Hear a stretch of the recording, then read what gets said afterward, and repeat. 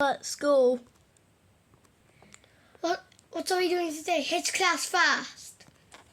Well, we're doing math class first, then literacy, then drawing. Then at the end of the day, we'll go out for some ice cream.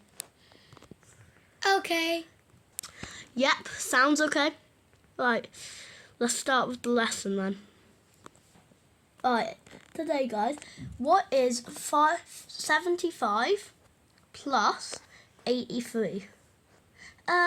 Wait, I don't know. Wait, what's happening?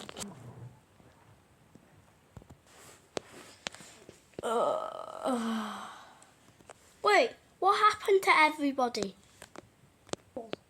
I think someone broke into the school and killed them all. Yeah, that's probably what happened. Well, we better get out of here.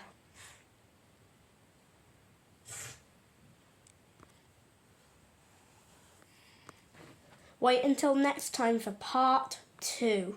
The two squishies and the adventures of the nightmare.